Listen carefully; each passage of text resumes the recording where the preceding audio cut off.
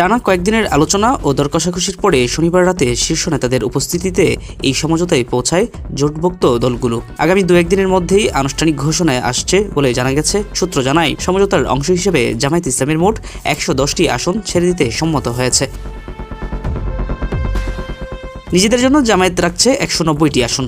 এর মধ্যে 170টি আসন রেড লাইন হিসেবে চিহ্নিত করেছে দলটি, যেখানে কোনোভাবেই অন্য দলকে ছাড় দেওয়া হবে না। এছাড়া আরও 20টি আসন পর্যবেক্ষণ চললেও সেসব আসনে শেষ পর্যন্ত জামায়াত প্রার্থী রাখার সিদ্ধান্ত নিয়েছে। সর্বশেষ সমঝোতা অনুযায়ী ইসলামী আন্দোলন বাংলাদেশ পাচ্ছে 40টি আসন, জাতীয় নাগরিক পার্টি এনসিপি পাচ্ছে 30টি আসন, বাংলাদেশ খেলাফত মজলিস পাচ্ছে 15টি আসন, খেলাফত মজলিস পাচ্ছে 7টি আসন, লিবারেল ডেমোক্রেটিক পার্টি এলডিপি পাচ্ছে 4টি আসন, এবি পার্টি পাচ্ছে 3টি আসন, বাংলাদেশ ডেভেলপমেন্ট পার্টি বিডিপি পাচ্ছে 2টি আসন।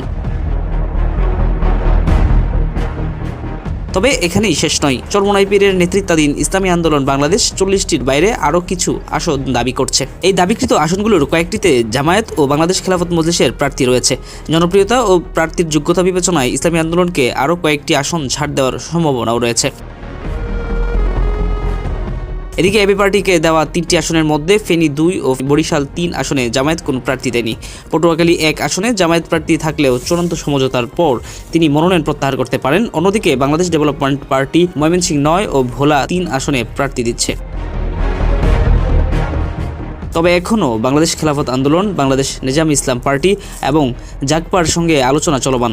এই দলগুলো 1 বা 2টি করে আসন পেতে পারে বলে জানা গেছে। এ বিষয়ে জামায়াত ইসলামের সহকারী সেক্রেটারি জেনারেল অ্যাডভোকেট এহসানুল মাহবুব জুবায়ের জানিয়েছিল, আসন সমঝোতার মোটামুটি চূড়ান্ত হয়েছে, খুব শিগগিরই আনুষ্ঠানিক ঘোষণা দেওয়া হবে।